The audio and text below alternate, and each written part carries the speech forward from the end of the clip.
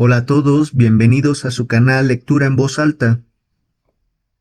El día de hoy les voy a leer un texto llamado Algunos tipos de carácter dilucidados por el trabajo psicoanalítico.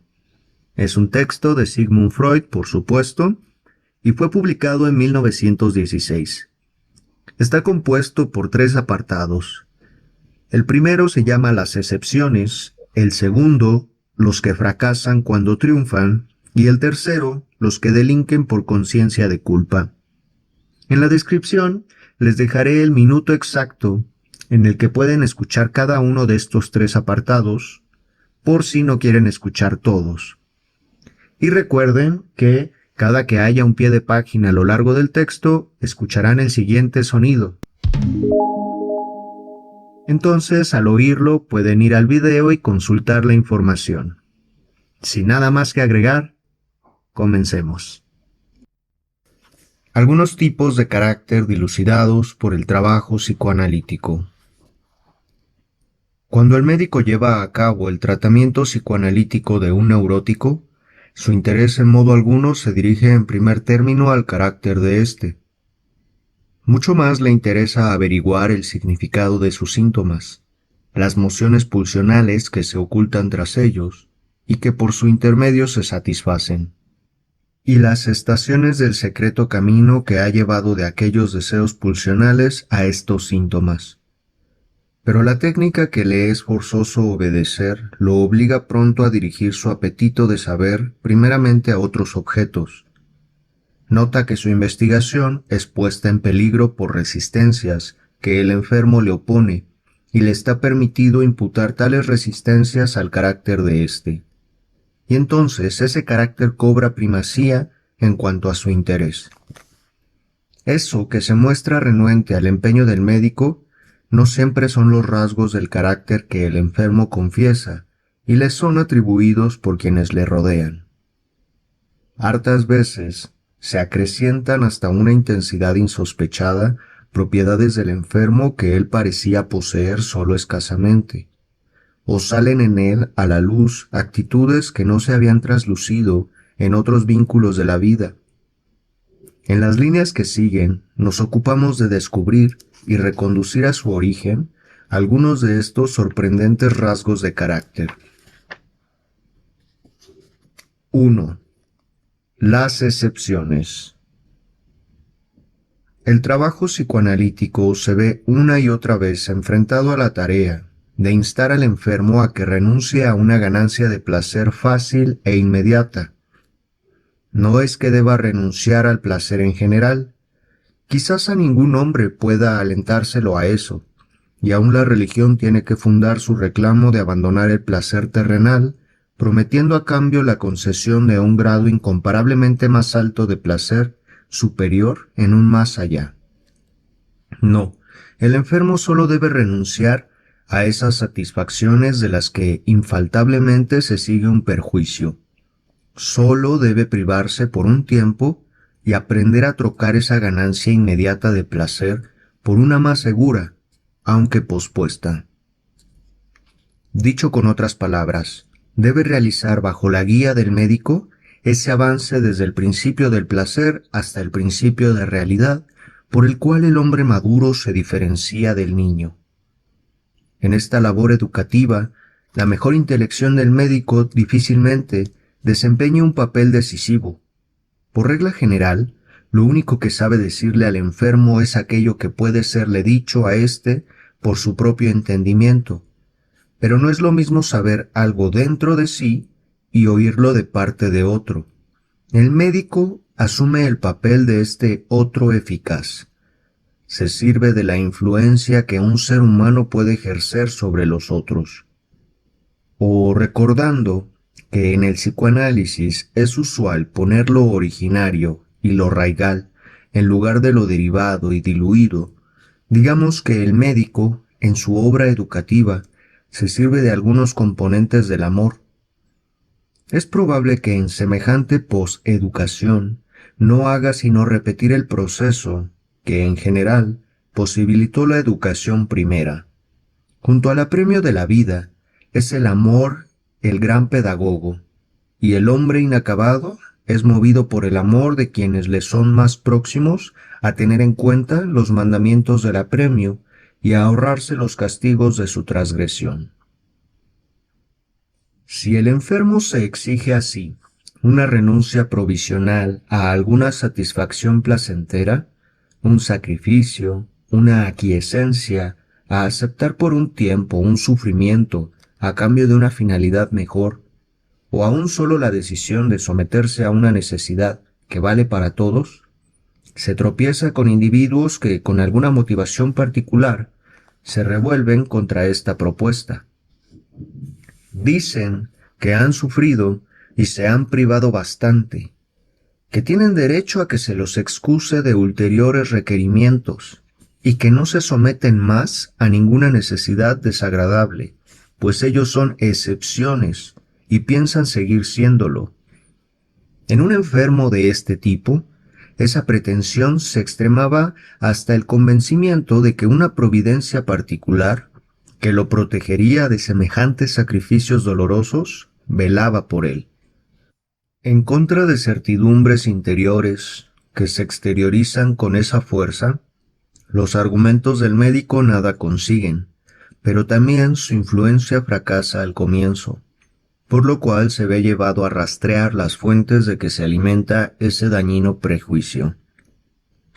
Ahora bien, es cosa segura que cada cual querría presentarse como una excepción y reclamar privilegios sobre los demás, pero precisamente por eso hace falta un fundamento particular que no se encuentra en todas partes, para que el enfermo realmente se proclame una excepción y se comporte como tal.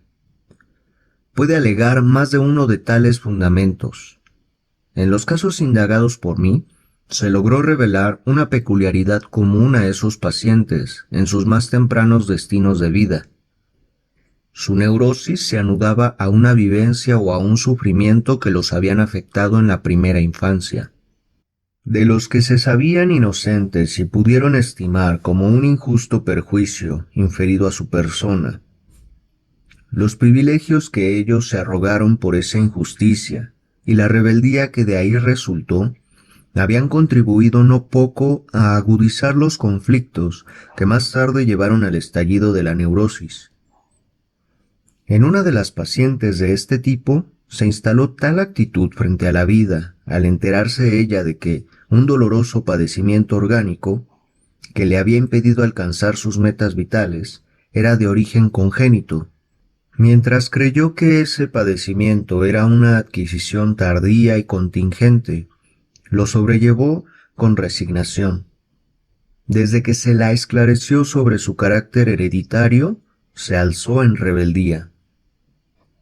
El joven, que se creía tutelado por una providencia particular, había sido de lactante, víctima de una infección accidental que le transmitió su nodriza, y por el resto de sus días vivió de sus reclamos de resarcimiento como de una pensión por accidente, sin saber ni por asomo el fundamento de su pretensión. En su caso, el análisis que construyó este resultado, partiendo de oscuros restos némicos e interpretaciones de síntomas, fue objetivamente corroborado por informaciones obtenidas de la familia. Por razones que con facilidad se comprenden, no puedo comunicar mucho más de estas historias clínicas ni de otras. Tampoco quiero profundizar en la sugerente analogía entre la deformación del carácter tras un prolongado achaque en la infancia y la conducta de pueblos enteros que tienen un pasado de graves sufrimientos. En cambio, no me privaré de aludir a una figura plasmada por el más grande de los creadores literarios, en cuyo carácter la pretensión de excepcionalidad se enlaza íntimamente con los factores del daño congénito y es motivada por este último. En el monólogo introductorio de Ricardo III, de Shakespeare, dice Gloucester, el que después es coronado rey, abre comillas, mas yo, que no estoy hecho para traviesos deportes, ni para cortejar a un amoroso espejo, Yo, que con mi burda estampa carezco de amable majestad, para pavonearme ante una ninfa licenciosa. Yo, cercenado de esa bella proporción, arteramente despojado de encantos por la naturaleza, deforme, inacabado, enviado antes de tiempo al mundo que respira, a medias terminado, y tan renqueante y falto de donaire, que los perros me ladran cuando me paro ante ellos. Y pues que no puedo actuar como un amante, frente a estos tiempos de palabras corteses, estoy resuelto a actuar como un villano, y odiar los frívolos placeres de esta época. Cierra comillas. A primera vista, en este parlamento programático, echaríamos de menos quizá la relación con nuestro tema. Ricardo no parece decir sino esto, abre comillas. Me aburro en este tiempo de ocio y quiero divertirme, pero ya que por mi deformidad no puedo entretenerme como amante, obraré como un malvado, intrigaré, asesinaré y haré cuanto me venga en gana. Cierra comillas. Una motivación tan frívola tendría que ahogar todo rastro de simpatía en el espectador si nada más serio se ocultara tras ella. Pero en tal caso la pieza sería también psicológicamente imposible, pues el creador debe ingeniárselas para suscitar en nosotros un secreto trasfondo de simpatía por su héroe. Si es que hemos de sentir sin veto interior la admiración por su osadía y su habilidad, y semejante simpatía sólo puede estar fundada en la comprensión, en el sentimiento de una posible comunidad interior con él. Por eso, creo que el monólogo de Ricardo no lo dice todo. Insinúa meramente y deja a nuestro cargo explicitar lo insinuado. Pero si emprendemos ese completamiento, desaparece la apariencia de frivolidad. Cobran su justificación la amargura y el detalle con que Ricardo ha descrito su deformidad, y se nos revela esa comunidad que gana nuestra simpatía, aun en favor de ese malvado. He aquí entonces lo que él quiere decir. Abre comillas. La naturaleza ha cometido conmigo una grave injusticia, negándome la bella figura que hace a los hombres ser amados. La vida me debe un resarcimiento que yo me tomaré. Tengo derecho a ser una excepción, a pasar por encima de los reparos que detienen a otros, y aún me es lícito ejercer la injusticia, pues conmigo se la ha cometido. Cierra comillas. Y ahora sentimos que nosotros mismos podríamos volvernos como Ricardo, y hasta en pequeña medida ya estamos dispuestos a hacerlo. Ricardo es una magnificación gigantesca de este aspecto que descubrimos también en nosotros. Creemos tener pleno fundamento para poner mala cara a la naturaleza y al destino a causa de daños congénitos y sufridos en la infancia. Exigimos total resarcimiento por tempranas afrentas a nuestro narcisismo, a nuestro amor propio. ¿Por qué la naturaleza no nos ha agraciado con los dorados bucles de Balder, la fortaleza de Sigfrido, la frente levantada del genio o el noble perfil de aristócrata? ¿Por qué nacimos en una casa burguesa y no en el palacio del rey? Eso de ser hermosos y distinguidos lo haríamos también como todos aquellos a quienes ahora tenemos que envidiar. Pero en el arte del creador es una fina economía que no haga proferir a su héroe en alta voz y hasta el final todos los secretos de su motivación. Así, nos compele a completarla, apela a nuestra actividad espiritual, apartándola del pensamiento crítico y reteniéndonos en la identificación con el héroe. Un chapucero, en su lugar, vertiría en expresión consciente todo lo que quiere comunicarnos, y entonces tropezaría con nuestra inteligencia fría, desembarazada en sus movimientos, que no nos dejaría abismarnos en la ilusión. No queremos abandonar las excepciones, sin apuntar que la pretensión de las mujeres a ciertas prerrogativas y dispensas de tantas coerciones de la vida descansa en el mismo fundamento. Como lo averiguamos por el trabajo psicoanalítico, las mujeres se consideran dañadas en la infancia, cercenadas de un pedazo y humilladas sin su culpa. Y el encono de tantas hijas contra su madre tiene por raíz última el reproche de haberlas traído al mundo como mujeres y no como varones. 2. Los que fracasan cuando triunfan. El trabajo psicoanalítico nos ha obsequiado esta tesis. Los hombres enferman de neurosis a consecuencia de la frustración. Entre paréntesis, de negación. La de la satisfacción de sus deseos libidinosos se entiende, y se precisa de un rodeo más largo para comprender esa tesis. En efecto, para la génesis de la neurosis se necesita de un conflicto entre los deseos libidinosos de un hombre y aquella parte de su ser que llamamos su yo, que es expresión de sus pulsiones de autoconservación e incluye los ideales de su propio ser. Un conflicto patógeno de esa índole solo se produce cuando la libido quiere lanzarse por caminos y en pos de metas que el yo hace tiempo ha superado y ha proscrito, y que por tanto también ha prohibido para todo el porvenir. Y eso lo hace la libido solo si no tiene la posibilidad de una satisfacción ideal acorde con el yo. Así, la privación, la frustración de una satisfacción real se convierte en la condición primera para la génesis de la neurosis, aunque no es ni con mucho la única.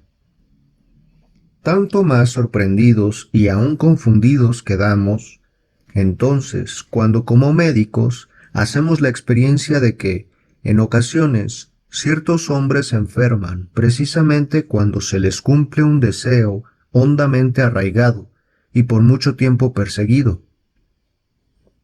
Parece como si no pudieran soportar su dicha, pues el vínculo causal entre la contracción de la enfermedad y el éxito no puede ponerse en duda.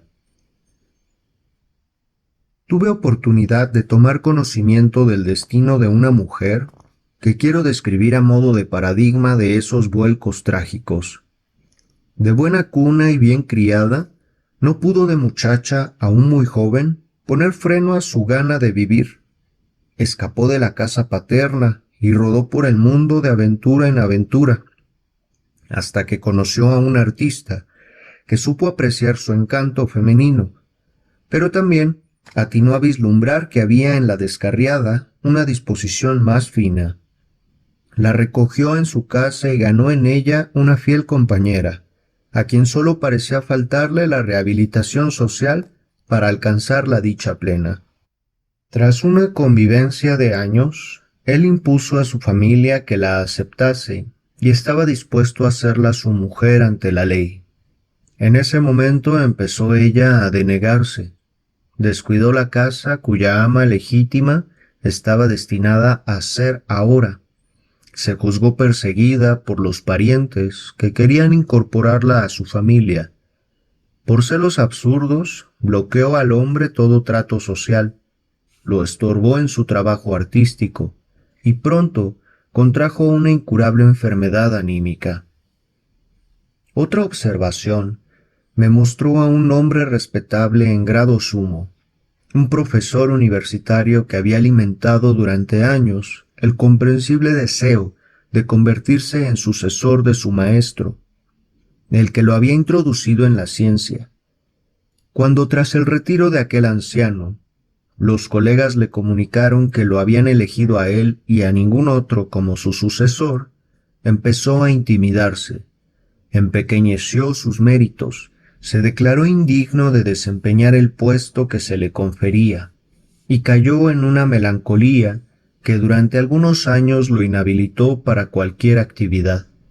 Por diversos que sean, estos dos casos, en otros aspectos, coinciden en uno: a saber, que la contracción de la enfermedad subsigue al cumplimiento del deseo y aniquila el goce de éste. La contracción entre esas experiencias y la tesis, según la cual el hombre enferma por frustración, no es insoluble. El distingo entre una frustración exterior y una interior la cancela. Cuando es removido en la realidad el objeto en que la libido puede hallar su satisfacción, estamos ante una frustración exterior. En sí es inoperante. No es todavía patógena mientras no se le asocie una frustración interior. Esta tiene que partir del yo y disputarle a la libido otros objetos de los que ella ahora quiere apoderarse. Solo entonces se engendran un conflicto y la posibilidad de contracción de una neurosis. Es decir, la posibilidad de una satisfacción sustitutiva por el desvío a través de lo inconsciente reprimido.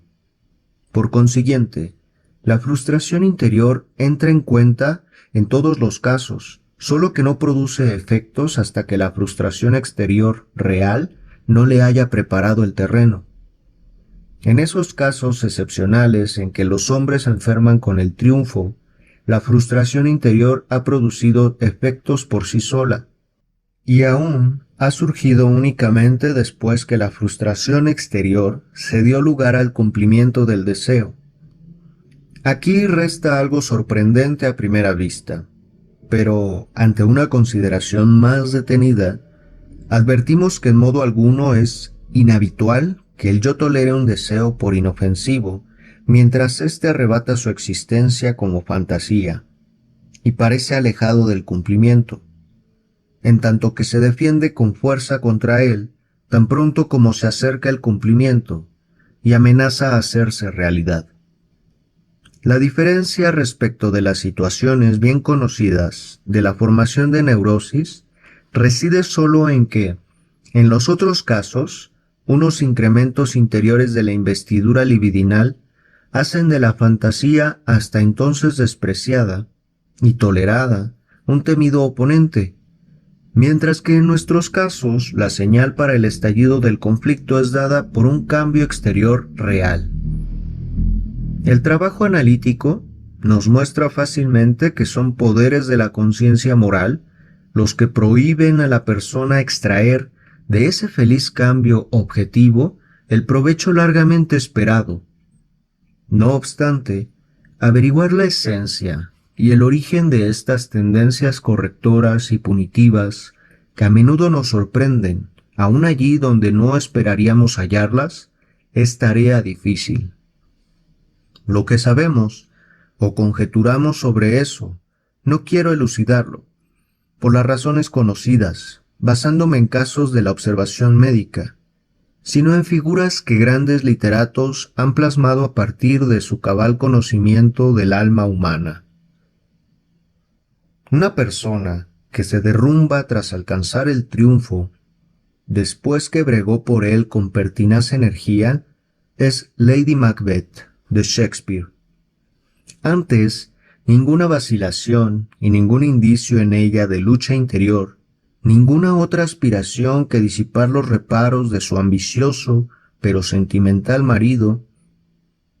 A su designio de muerte quiere sacrificar incluso su feminidad, sin atender al papel decisivo que habría de caberle a esa feminidad después, cuando sea preciso asegurar esa meta de su ambición alcanzada por el crimen.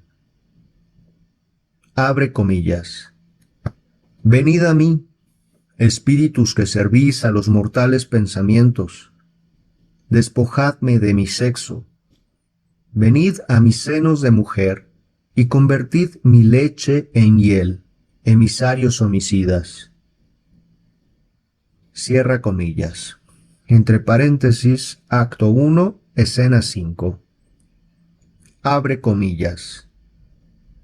He amamantado a un niño, y sé lo grato que es amar a quien del seno se alimenta.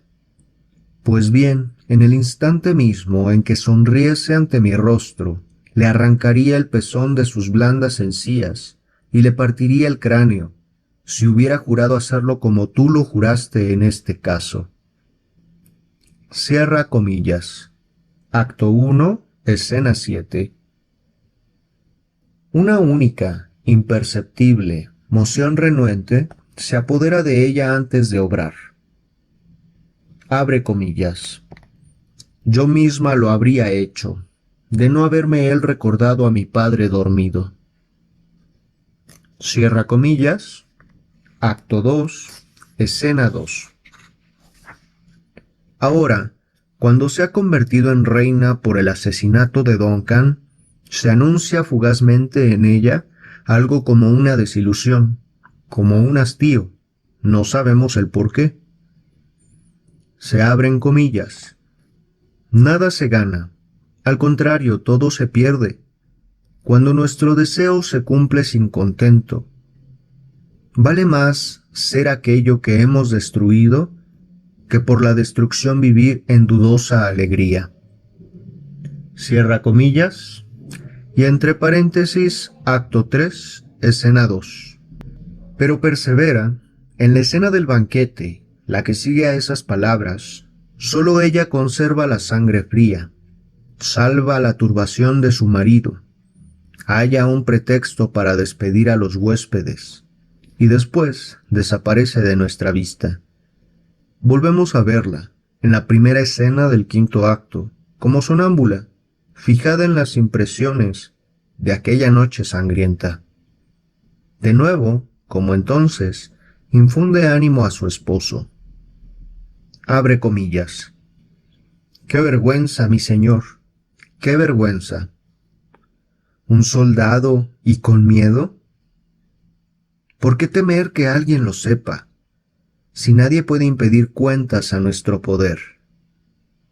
Cierra comillas. Acto 5, escena 1. Oye el toc-toc en la puerta que aterrorizó a su esposo tras el crimen. Pero a la vez se esfuerza por deshacer lo que ya no puede ser deshecho. Lava sus manos salpicadas de sangre y que a sangre huelen, y se hace consciente de la vanidad de ese empeño. El arrepentimiento parece haberla postrado a ella, la que parecía tan despiadada. Cuando Lady Macbeth muere, su esposo, que entre tanto se ha vuelto tan inflexible como ella se mostraba al comienzo, solo le dedica este breve epitafio. Abre comillas.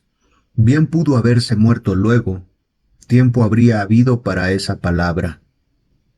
Cierra comillas. Acto 5, escena 5. Y ahora uno se pregunta, ¿qué fue lo que destruyó ese carácter que parecía forjado del metal más duro? ¿Fue solo la desilusión? ¿La otra cara de la hazaña cumplida? ¿Acaso debemos inferir que también en Lady Macbeth una vida anímica en su origen dulce y de femenina blandura se fue empinando hasta alcanzar una concentración y una tensión extrema que no podían ser duraderas? ¿O tenemos que salir en busca de indicios que nos hagan comprender humanamente ese derrumbe por una motivación más profunda? Considero imposible acertar aquí con una decisión. Macbeth, de Shakespeare, es una pieza de ocasión, compuesta para la coronación de Jacobo, hasta entonces rey de Escocia. El material preexistía y había sido tratado contemporáneamente por otros autores, cuyo trabajo es probable Shakespeare aprovechó de la manera habitual. Presentaba notables analogías con la situación presente. La virginal Isabel, de quien las habladurías decían que en verdad había sido infecunda y cierta vez, cuando le dieron la noticia del nacimiento de Jacobo, en un doloroso estallido se definió como un tronco estéril. Se vio forzada, justamente por su falta de hijos, a dejar que la sucediese el rey de Escocia. Pero este era el hijo de aquella María cuya ejecución había dispuesto aún a disgusto, y que a pesar de todo lo que se empañaron las relaciones por causas políticas, no dejaba de ser su parienta consanguínea y su huésped.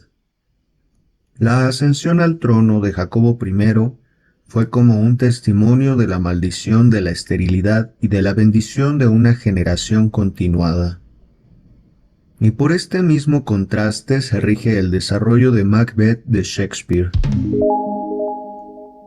Las Parcas la habían asegurado que él sería rey, pero a Banquo que sus hijos habrían de ceñirse la corona.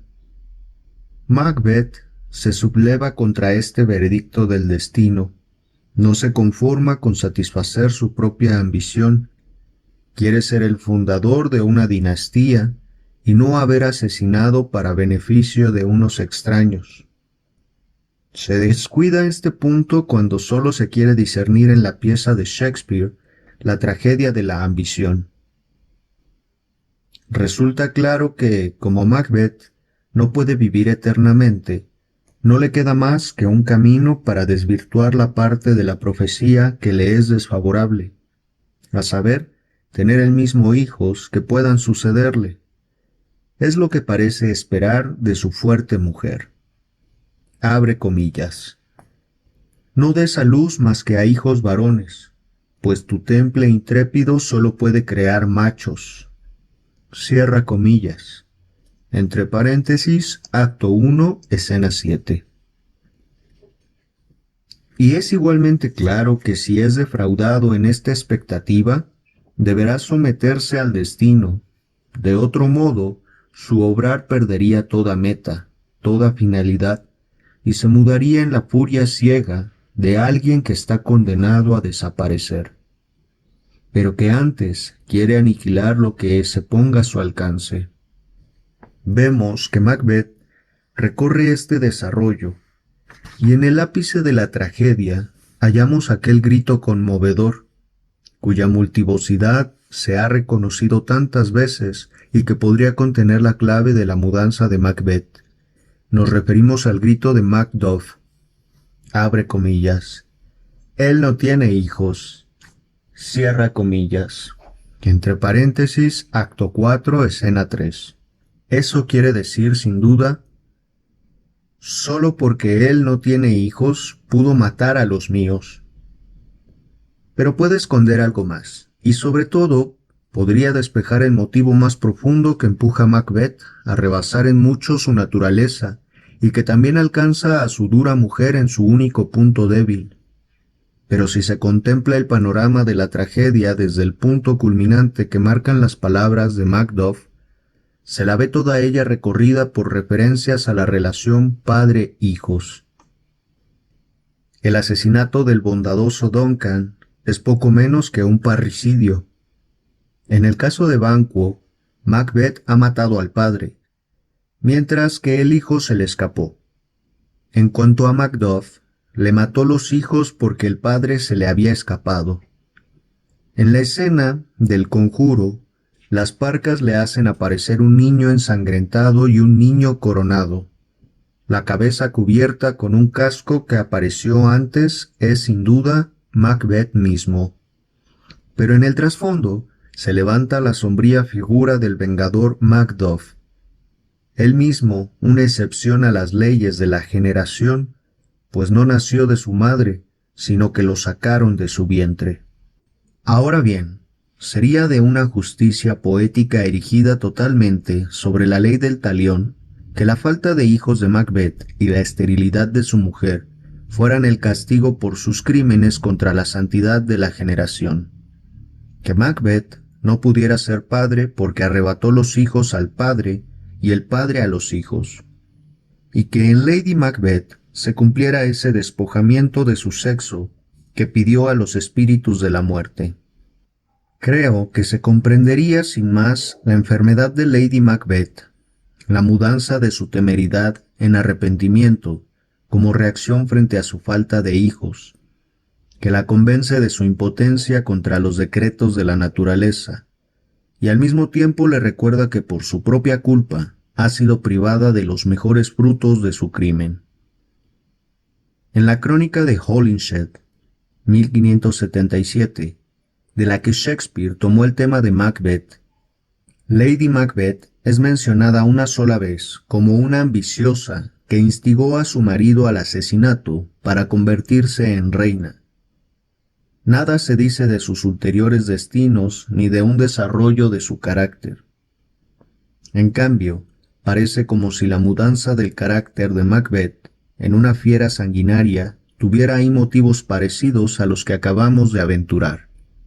En efecto, en Holinshed, entre el asesinato de Duncan, por el cual Macbeth se hace rey, y sus posteriores fechorías transcurren 10 años, en los que él se muestra como un monarca severo, pero justo.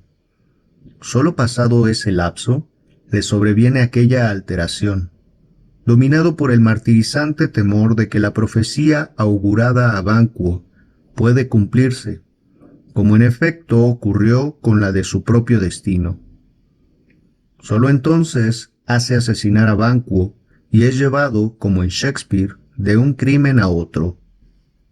Es verdad que en la crónica de Holinshed no se dice expresamente que su falta de hijos lo empujara por ese camino, pero en ella queda tiempo y espacio para esa sugerente motivación. No así en Shakespeare.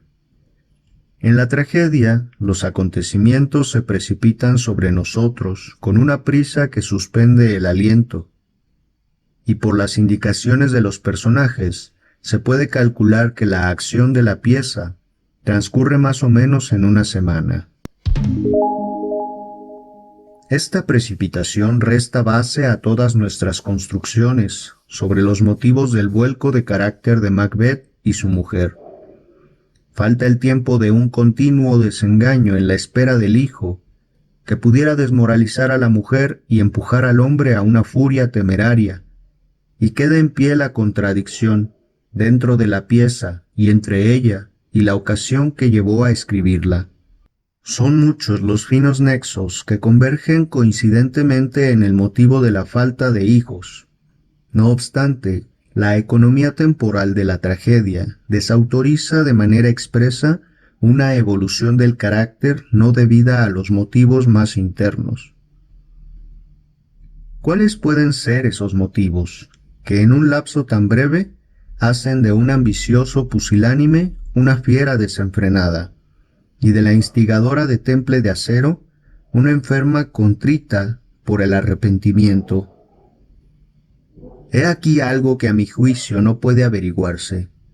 Creo que no tenemos más remedio que renunciar a ello en esta triple oscuridad, en que se han condensado la mala conservación del texto, la ignorada intención de su creador y el sentido secreto de la saga. Y yo no admitiría, por otra parte, que alguien objetase tales indagaciones por ociosas en vista del grandioso efecto que la tragedia produce en el espectador. Mientras dura la representación, sin duda, el dramaturgo puede dominarnos gracias a su arte y paralizar nuestro pensamiento, pero no puede impedirnos que nos empeñemos con posterioridad en aprehender el mecanismo psicológico de ese efecto. También me parece fuera de lugar aquí la observación de que el artista es libre de compendiar arbitrariamente la sucesión natural de los acontecimientos que presenta si mediante ese sacrificio de la común verosimilitud puede obtener un realce del efecto dramático. Un sacrificio así solo puede justificarse si menoscaba meramente la verosimilitud,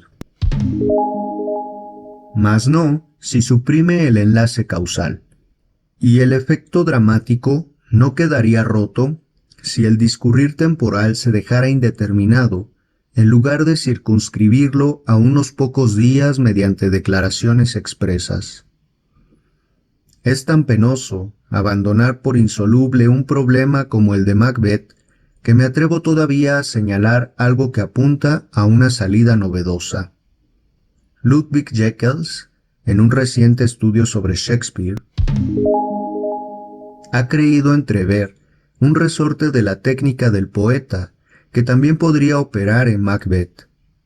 Opina que Shakespeare con frecuencia parte un carácter en dos personajes, cada uno de los cuales, como bien se comprende, parece después incompleto hasta que no se lo recompone en unidad con el otro.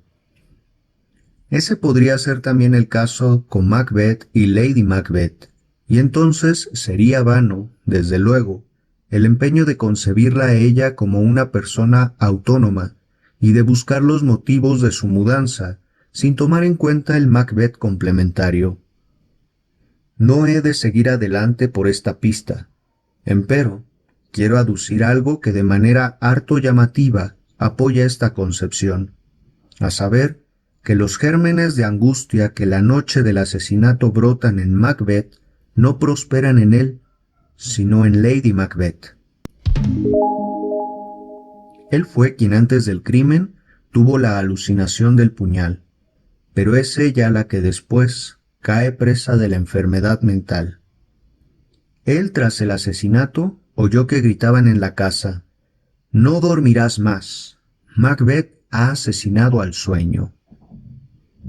Y entonces Macbeth no debería dormir más, pero nada de eso percibimos. No vemos que el rey Macbeth no duerma más, y sí a la reina levantarse dormida y sonámbula, delatar su culpa. Él estuvo inerme ahí, con las manos ensangrentadas, lamentándose de que el inmenso océano de Neptuno no bastaría para limpiarlas. En ese momento ella le infundió confianza. Abre comillas. Un poco de agua nos limpiará de esta acción. Cierra comillas. Pero después es ella la que durante un largo cuarto de hora se lava y no puede quitarse las salpicaduras de la sangre. Abre comillas. Ni todos los perfumes de Arabia purificarían esta pequeña mano mía. Cierra comillas y entre paréntesis, acto 5, escena 1. Así se cumple en ella lo que él, en los remordimientos de su conciencia moral, temía. Ella pasa a ser la arrepentida tras el crimen. Él pasa a ser el temerario, y entre los dos agotan las posibilidades de reacción frente al crimen, como dos partes desunidas de una única individualidad psíquica, y quizá copias de un solo modelo. Si en la figura de Lady Macbeth no hemos podido averiguar por qué ella, tras el triunfo, se derrumba en la enfermedad, quizá nos resulte más promisoria la creación de otro gran dramaturgo que gusta aplicarse con rigor insospechado a la tarea del examen psicológico.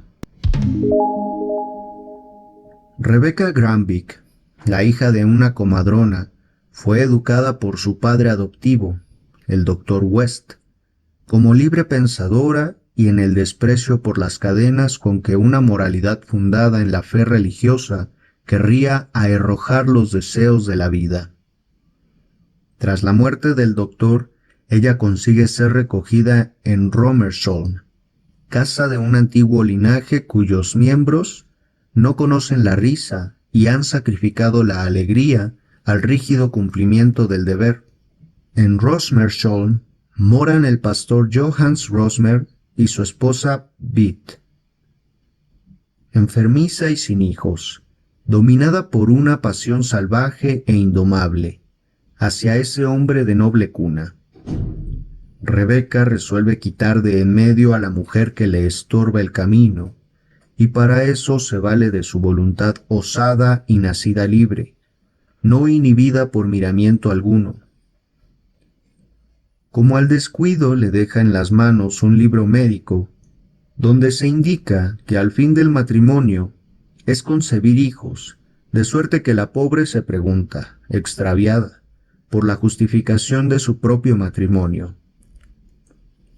Le deja entrever que Rosmer, cuyas lecturas y pensamientos ella comparte, está a punto de abandonar la antigua fe y abrazar el partido de la Ilustración.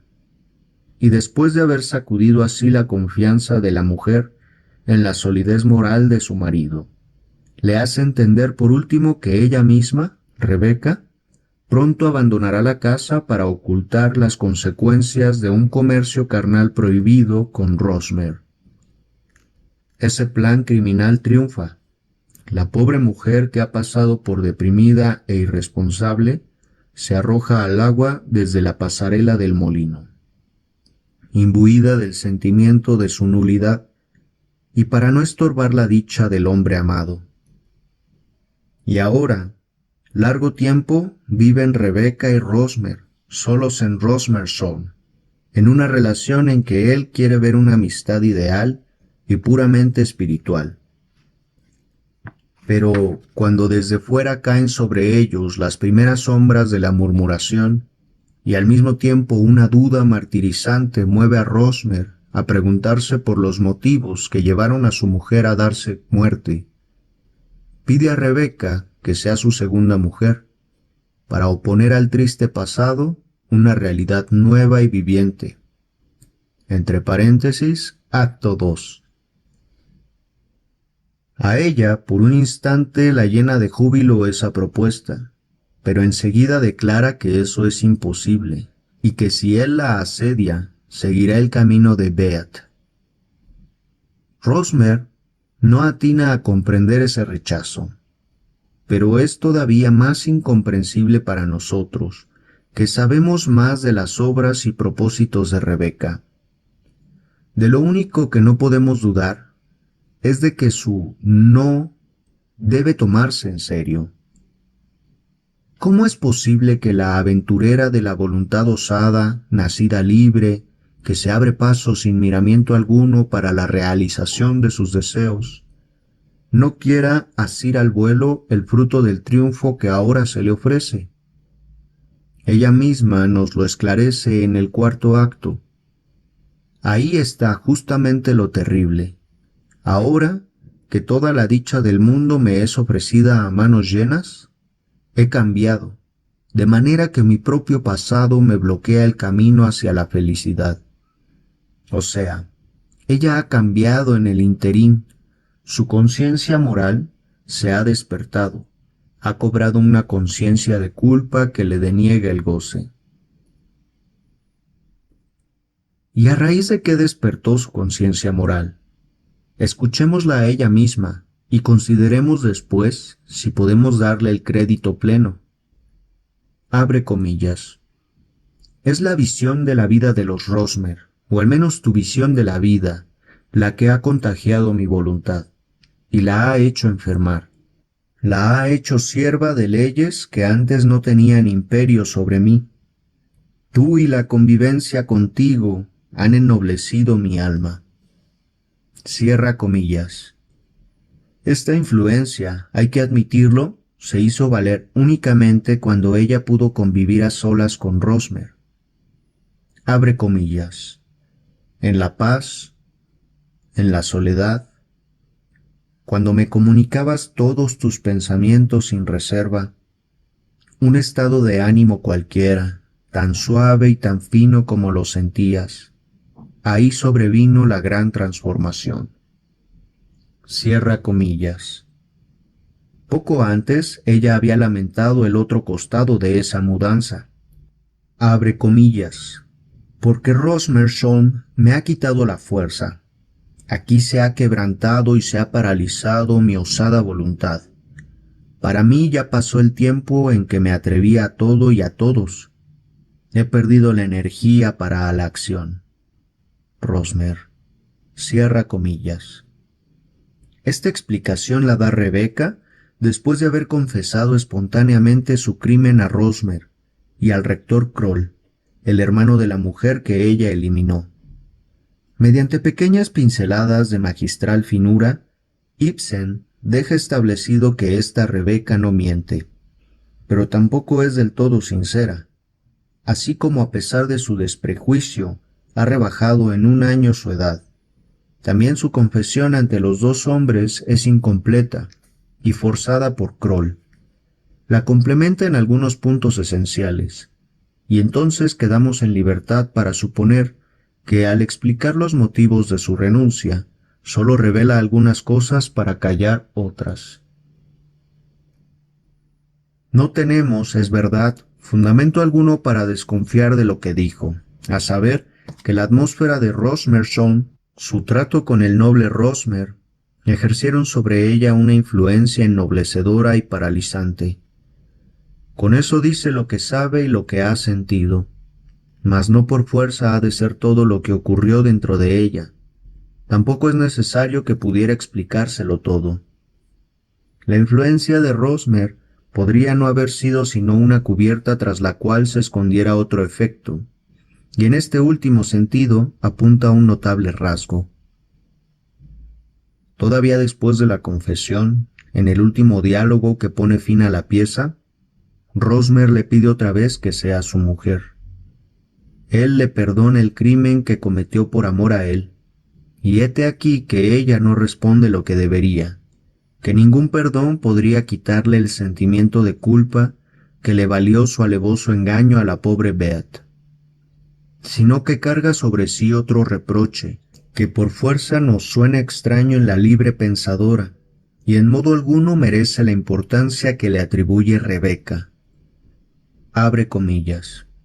Ah, amigo mío, no vuelvas sobre eso, es algo imposible, pues has de saber, Rosmer, que yo tengo un pasado. Cierra comillas. Desde luego, ella quiere aludir a que ha mantenido relaciones sexuales con otro hombre, y nosotros ahora nos enteramos de que estas relaciones, de una época en que era libre y no tenía que dar cuentas a nadie, parecen ser un obstáculo mayor para su unión con Rosmer que su conducta realmente criminal hacia la mujer de éste. Rosmer no quiere oír nada de ese pasado. Podemos adivinarlo, aunque todo lo referido a él permanece subterráneo, por así decir, en la pieza, y tiene que ser inferido por alusiones. Por alusiones, es cierto, intercaladas con un arte tal que se vuelve imposible equivocar su sentido. Entre la primera negativa de Rebeca y su confesión ocurre algo que es de importancia decisiva para su destino ulterior. El rector Kroll la visita para humillarla, comunicándole que sabe que ella es bastarda, la hija justamente de ese doctor West que la adoptó tras la muerte de su madre. El odio ha aguzado su sagacidad, pero no cree decirle con eso nada nuevo. Abre comillas. De hecho, yo creí que usted tenía un conocimiento preciso de esto. De lo contrario, habría sido asombroso que usted se dejara adoptar por el doctor West. Cierra comillas. Abre comillas. Y entonces él se la lleva a usted a su casa, enseguida de la muerte de su madre. La trata con dureza. No obstante, usted permanece junto a él. Usted sabe que él no puede dejarle ni un centavo, y en verdad no ha recibido sino un cajón de libros. Sin embargo, usted persevera junto a él, soporta sus caprichos, lo cuida hasta el último instante. Lo que usted ha hecho por él, yo lo atribuyo al instinto natural de una hija. El resto de su conducta lo tengo por un fruto natural de su origen. Cierra comillas. Pero Kroll estaba en un error. Rebeca no había sabido nada que era la hija del doctor West. Cuando Kroll empezó a hablar con oscuras alusiones a su pasado, ella debió de suponer que apuntaba a otra cosa.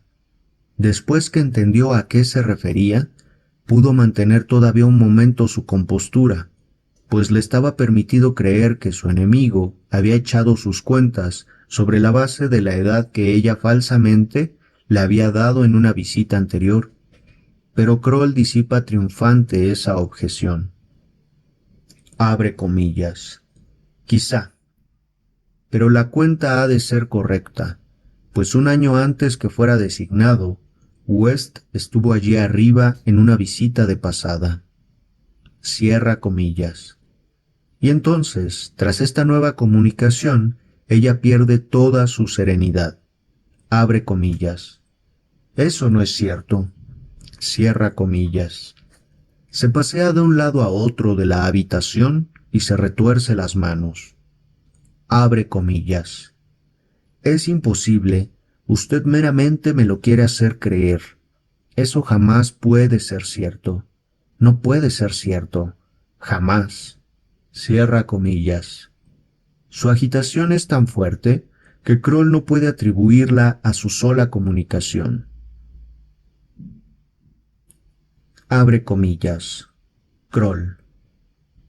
Pero, querida mía, ¿por qué en nombre de Dios se pone usted tan violenta? Me mete usted miedo. ¿Qué debo creer y pensar? Rebeca. Nada, no debe usted creer nada ni pensar nada. Kroll. Pero entonces tiene usted realmente que explicarme por qué se ha tomado tan a pecho esta cosa, esta posibilidad. Rebeca, reponiéndose. Es muy simple, sin embargo, señor rector, no me produce gusto alguno ser considerada hija bastarda. Cierra comillas. El enigma de la conducta de Rebeca admite una sola solución. La comunicación de que el doctor West pudo ser su padre es el golpe más duro que podía propinársele, pues no solo fue ella la hija adoptiva, sino la amante de ese hombre.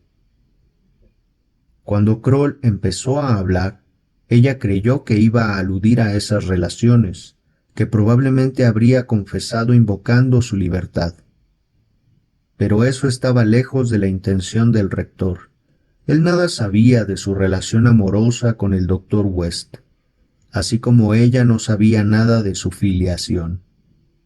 No otra cosa que esta relación amorosa pueda ella tener en la mente cuando, en su última negativa ante Rosmer, alega que su pasado la hace indigna de ser su mujer. Probablemente le habría comunicado a Rosmer, de haberlo querido éste, solo una mitad de su secreto, callando la parte más grave de él. Pero ahora comprendemos bien que ese pasado se le aparezca como el más grave impedimento para contraer matrimonio, como el más grave crimen. Cuando se entera de que ha sido la amante de su propio padre, sucumbe a su sentimiento de culpa, que ahora estalla con fuerza avasalladora. Hace su confesión ante Rosmer y Kroll, motejándose de asesina. Renuncia en definitiva a la dicha para la cual se había abierto camino mediante el crimen y se apresta a partir. Pero el motivo genuino de su conciencia de culpa, que la hace fracasar cuando triunfa, permanece secreto. Hemos visto que es algo bien distinto de la atmósfera de Rosmersholm y de la influencia moralizadora de Rosmer. Quien nos haya seguido hasta aquí no dejará de presentar una objeción que justificaría albergar una buena dosis de duda. El primer rechazo de Rosmer por parte de Rebeca se produce antes de la segunda visita de Kroll, y por ende antes que descubra su nacimiento bastardo, cuando todavía nada sabe sobre su incesto. Si es que hemos comprendido rectamente al dramaturgo. Y no obstante, ese rechazo es enérgico y serio. La conciencia de culpa que le manda renunciar a la ganancia de sus crímenes está entonces activa en ella antes de conocer su crimen capital. Y si tal admitimos, quizás ha de eliminarse por completo el incesto como fuente de la conciencia de culpa. Hasta aquí hemos tratado a Rebecca West como si ella fuera una persona viva y no la creación del dramaturgo Ibsen, de su fantasía guiada por la inteligencia más crítica. Podríamos atenernos a ese mismo punto de vista para despachar esa objeción. La objeción es buena. La conciencia moral se había despertado en parte en Rebeca, aún antes de conocer el incesto. Nada impide responsabilizar de ese cambio a la influencia que la propia Rebeca reconoce y lamenta. Pero ello no nos exime de admitir el segundo motivo. La conducta de Rebeca frente a la comunicación del rector, su reacción inmediata por vía de la confesión, no deja ninguna duda de que sólo ahora interviene el motivo más fuerte y decisivo para la renuncia. Presenta justamente un caso de motivación múltiple, en que tras el motivo superficial sale a la luz uno más profundo.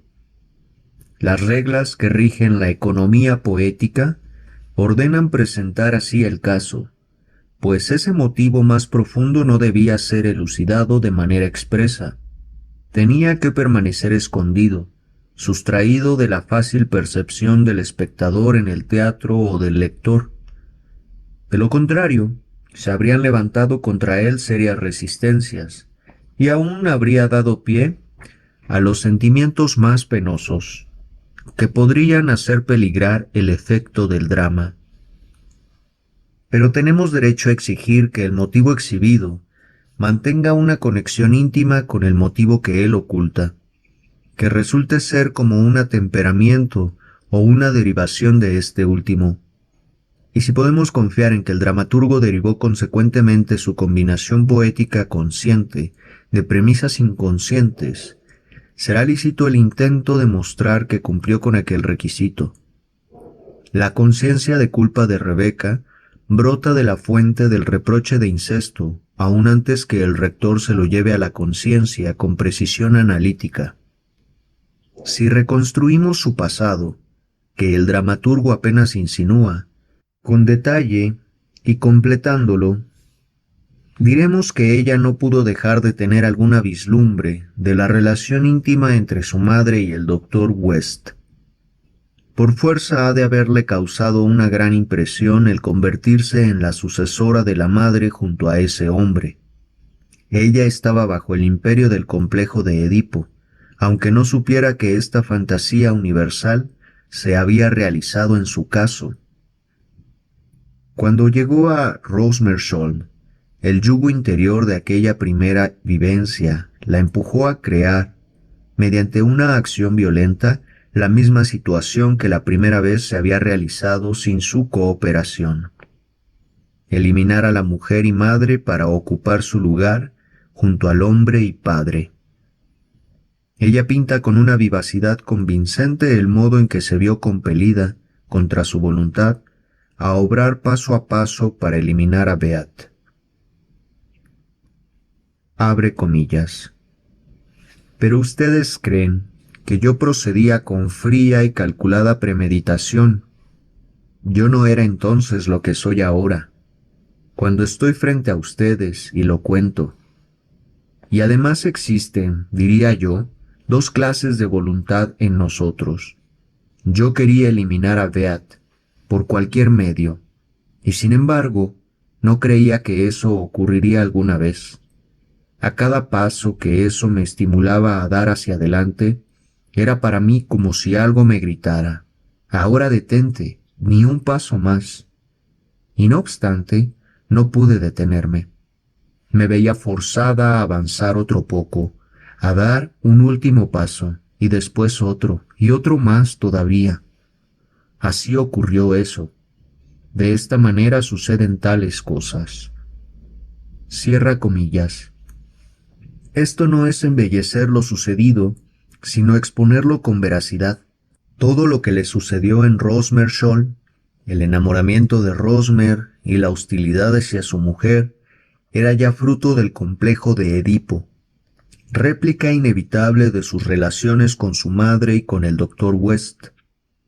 Por eso el sentimiento de culpa que le hizo rechazar primero el requerimiento de Rosmer no es en el fondo diferente de aquel otro, más serio, que la compele a la confesión tras la comunicación de Kroll.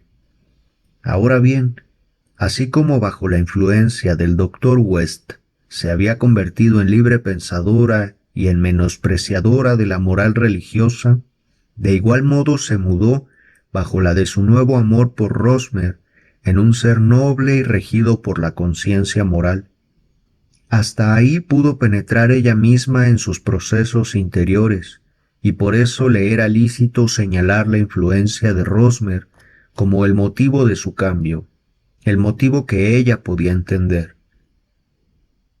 El médico que practica el psicoanálisis sabe cuán frecuente o cuán regular es que la muchacha que entra en una casa como servidora, dama de compañía o institutriz urda allí, consciente o inconscientemente, el sueño diurno cuyo contenido está tomado del complejo de Edipo, a saber, que la señora de la casa desaparezca de algún modo y el Señor tome a ella por mujer en su reemplazo.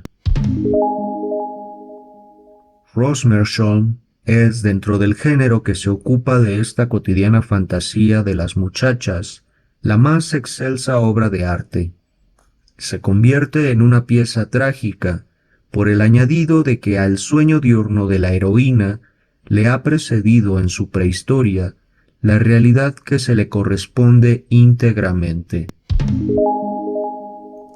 Tras esta larga visita a la creación literaria, regresemos ahora a la experiencia médica, pero solo para establecer, con pocas palabras, la plena armonía entre ambas.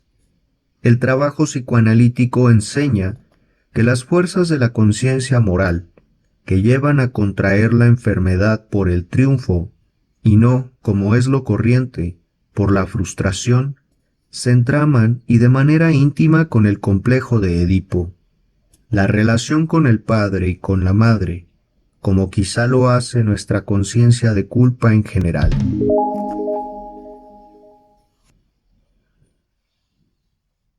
¡3! Los que delinquen por conciencia de culpa. Con mucha frecuencia en sus comunicaciones sobre su juventud, en particular los años de la prepubertad, personas después muy decentes me informaron acerca de ciertas acciones prohibidas de que se habían hecho culpables entonces. Latrocinios, fraudes y aún incendios deliberados. Yo solía desechar esas indicaciones diciendo que es bien conocida la debilidad de las inhibiciones morales en ese periodo de la vida, y no procuraba insertarlas dentro de una concatenación más significativa, pero al cabo, a raíz de casos más claros y accesibles en que los enfermos cometían tales faltas mientras se hallaban bajo mi tratamiento, o eran personas que hacía tiempo habían pasado su juventud, me vi llevado a estudiar más a fondo esos sucesos. El trabajo analítico trajo entonces un sorprendente resultado. Tales fechorías se consumaban sobre todo porque eran prohibidas, y porque a su ejecución iba unido cierto alivio anímico para el malhechor. Este sufría de una acuciante conciencia de culpa, de origen desconocido, y después de cometer una falta esa presión se aliviaba. Por lo menos la conciencia de culpa quedaba ocupada de algún modo. Por paradójico que pueda sonar, debo sostener que ahí la conciencia de culpa preexistía a la falta, que no procedía de ésta, sino que, a la inversa, la falta provenía de la conciencia de culpa. A estas personas es lícito designarlas como delincuentes por conciencia de culpa. La preexistencia de esta última, desde luego, había podido demostrarse por toda una serie de otras manifestaciones y efectos. Pero el trabajo científico no se termina al establecer un hecho curioso. Es preciso responder a otras dos preguntas. ¿De dónde proviene ese oscuro sentimiento de culpa anterior a la fechoría? ¿Acaso es probable que una causación de esa índole tenga una participación importante en la comisión de delitos? El examen de la primera pregunta promete brindarnos información sobre la fuente del sentimiento humano de culpa en general. El resultado regular del trabajo analítico fue que este oscuro sentimiento de culpa brota del complejo de Edipo. Es una reacción frente a los dos grandes propósitos delictivos, el de matar al padre y el de tener comercio sexual con la madre. Por comparación a estos dos, en verdad, los delitos cometidos para fijar el sentimiento de culpa eran un alivio para los martirizados. Es preciso recordar aquí que parricidio e incesto con la madre son los dos grandes delitos de los hombres, los únicos que en sociedades primitivas son perseguidos y abominados como tales. Y cumple recordar también el supuesto a que otras indagaciones nos han llevado a saber que la humanidad ha adquirido su conciencia moral, que ahora se presenta como un poder anímico heredado merced al complejo de Edipo. Responder a la segunda pregunta sobrepasa el trabajo psicoanalítico. En ciertos niños puede observarse sin más que se vuelven díscolos para provocar un castigo, y cumplido éste quedan calmos y satisfechos. Una ulterior indagación analítica a menudo nos pone en la pista del sentimiento de culpa que les ordena buscar el castigo. En cuanto a los delincuentes adultos, es preciso excluir, sin duda, a todos aquellos que cometen delitos sin sentimiento de culpa, ya sea porque no han desarrollado inhibiciones morales o porque en su lucha contra la sociedad se creen justificados en sus actos. Pero en la mayoría de los otros delincuentes, aquellos para los cuales en verdad se han hecho los códigos punitivos, una motivación así de sus delitos muy bien podría entrar en cuenta, iluminar muchos puntos oscuros de la psicología del delincuente y proporcionar a la punición un nuevo fundamento psicológico. Un amigo me ha hecho notar, después que el delincuente por conciencia de culpa era conocido también por Nietzsche, la preexistencia del sentimiento de culpa y el recurso a la falta para su racionalización son patentes en los aforismos de Zaratustra sobre el pálido delincuente. Dejemos a la investigación futura el decidir cuántos delincuentes han de contarse entre estos pálidos. Bueno, amigos, estos fueron los 3 apartados del texto Algunos tipos de carácter dilucidados por el trabajo psicoanalítico. Espero que les haya sido útil mi lectura. Si les gustó el video, dejen un like, compártanlo, y si son nuevos en el canal, suscríbanse. Hasta la próxima.